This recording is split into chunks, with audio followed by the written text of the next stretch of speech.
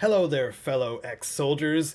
Kadeuo Genesis here, and Final Fantasy VII Remake is here. But when I started the game, there were some things I wish I knew going in, and that's what this video is about. If you've been playing the game yourself and have any tips and tricks you learned or found valuable while you were playing the game, please add it in the comments because others can benefit from that as well. I will be mindful of spoilers in this too. This is mostly gameplay and a couple of tutorial-oriented side quests. Here is this many things I wish I knew when I began playing the Final Fantasy VII Remake.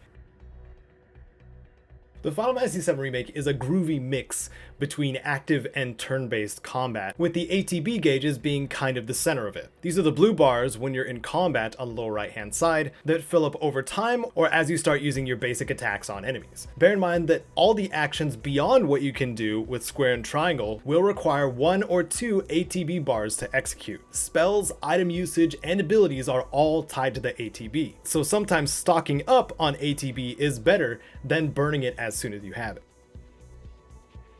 When you're engaged in a battle with an enemy, they have 2 status bars. The top, of course, is their health, while the bottom, orange bar, is their stagger meter. Once that reaches full, your enemy will be incapacitated as the bar begins to go down, indicating the time you have to do massive damage. If you're stocking up ATB to use your most powerful abilities, that's the time to use them. Spells that the foe is weak to are also a great choice. Once the game shows you the R1, R2, or down on the left stick, I believe, sprint button, my reaction was, oh my goodness, I'm so fast! Something that is also affected by the sprint button is ascending and descending ladders. Holding down sprint when you're going down a ladder will cause you just to slide down it, and going up while holding sprint will be a bit more brisk. When sprinting too though, be mindful that there is a bit of momentum that goes along with it, especially when you're running up to something to activate it with triangle. If you don't stop sprinting soon enough, you will run past it and have to try to readjust, kind of doing a dance around it instead of activating it. Guarding, this took me such a long time to understand. Guarding is kind of downplayed in the tutorial in the first part of the game.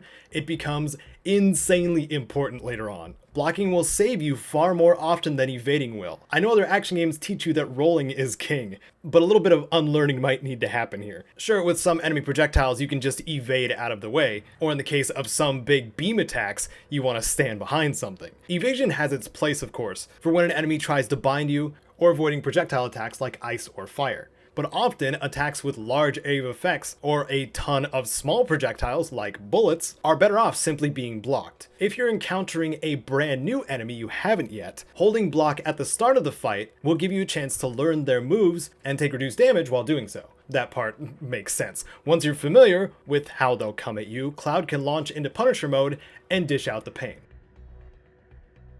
Enemies in combat, bosses especially, will prioritize the character that you are controlling. If you're receiving a lot of punishment on one character, switch to another with the D-pad to give yourself some breathing room. This will cause the enemy to shift their target to the character you're now controlling. In other words, character switching can ultimately give you a window to land some solid hits, support your teammates, or both. The party AI encourages that too, because more often than not, when other party members' ATB fills, they take a pretty long time to actually use it, mostly leaving you, the player, in charge of commands. Cloud's Operator and Punisher modes can be switched out with the triangle button. Operator is more general light attack and mobility, whereas Punisher sacrifices movement speed and the ability to block to go much more on the offensive. Cloud is the main character of the game after all, so having these modes lets him fill multiple roles in combat too. Let's talk about Punisher though. Firstly, Punisher lets you dish out way more damage with wide sweeping attacks, raising enemy stagger bars faster. Second, instead of being able to block, Punisher can counterattack nearly all melee attacks as long as you're holding R1. What the game doesn't appear to mention is switching to Punisher mode also gives you a counterattack window. So you can actually hold block until you see the enemy wind up a melee attack and press triangle without even needing to release your block button. The switch counter is much more timing oriented, but I would argue that it's far more satisfying than just holding guard in Punisher mode, waiting for the enemy to strike. One final thing is there are a couple of ways to get out of Punisher mode too. One is just hitting triangle again, which includes a horizontal sword swing, but you have to wait for animations to be done. The other quicker way is tapping evasion or circle, which rolls you out of the way and back into operator mode, giving you the option to guard as soon as Cloud stands up. Barrett is the second character you gain as a party member. He's one of 2 party members that mostly use ranged attacks, thanks to his trusty gun arm. Barrett has a special with Triangle called Overcharge. This move is a heavy-hitting multi-shot burst that increases the stagger bar, much like a weaker version of Cloud's Punisher strikes. Overcharge cannot be continuously used though because it needs time to recharge. It's called Overcharge. The game lets you speed it up by pressing triangle more, but that's less bullets Barrett is putting into the target. The animation is him literally dropping his arm and his guard to charge his weapon. A trick I found out with this is, though, when Barrett's using standard attacks by holding square, after sustained fire for a few seconds, he has a reload animation. Something that isn't apparent about this animation is that Barrett can charge at the same time if you press triangle while he's reloading. Time it right and you'll have another overcharge ready, quick. Tifa is the third character that joins your party relatively early on in the game and gives you a taste of the brutality of her fists. Tifa's thing involves chi, which is a minor resource that she uses in combat. Thanks to some of her weapon upgrades, this can automatically be raised at the beginning of fights, or be increased manually by using Unbridled Strength, one of her default abilities, basically converting 1 ATB charge into 1 level of chi. When Tifa's chi is increased, so is the amount of hits she can execute in basic square combos. Along with that, the increases strengthen her triangle moves as well. The default starting triangle attack is Whirling Uppercut. After using Unbridled Strength to bring it up to level 2, it turns into Omni Strike. And then using Unbridled Strength one more time, turns the triangle attack into Rise and Fall, her most powerful of these moves. Bear in mind that chi gets reduced by 1 each time you hit the triangle move though, so you'll have to use Unbridled Strength again to bring it back up to max. Tifa's main strength becomes apparent here, and it's in staggering, and also dramatically increasing the stagger bonus by upwards of 200% instead of the standard 160. So my biggest suggestion here with Tifa is to keep Unbridled Strength in her battle settings for a quick select at all times. Targeting and camera control are sometimes a pain to work with in Final Fantasy VII Remake, so be ready to press down on the right stick to untarget when the camera gets too close to walls. One thing that really helped, which I had found out way towards the end of my initial playthrough, is that once you have an enemy targeted, you can press X for your command menu and move your target reticle around as you see fit. This is especially useful on enemies with multiple parts. This way, you've zeroed in on the target you want without having to panic lock on in real time.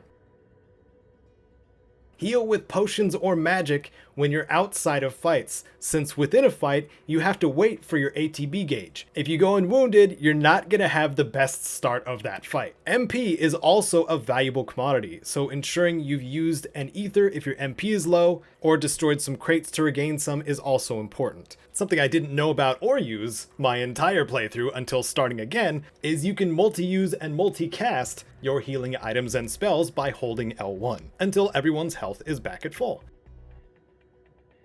Once you start getting familiar with the Sector 7 slums, this character, Chadley, will give you battle intel objectives as well as a materia called Assess. This materia in particular is used to scan your foes to learn their resistances and weaknesses, and can even give quite useful hints on how to defeat them easier. I don't think it can be overstated how important it is to know what your enemy's weakness is, so I recommend Assess being in your loadout at all times, at least for your first playthrough.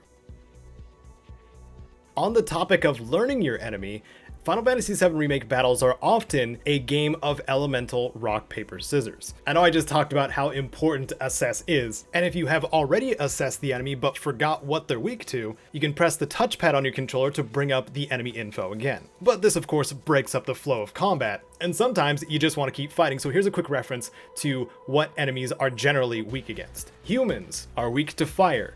Grounded monsters are usually weak to ice. Robotic enemies are weak to lightning, and flying enemies of any kind are often weak to wind. Bosses understandably have their own things going on, so assessing them as soon as possible is still advised.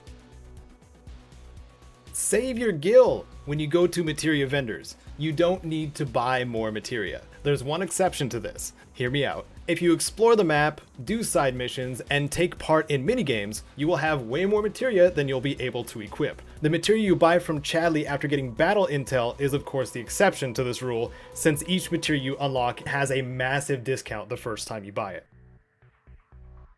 Gone are the days of save points.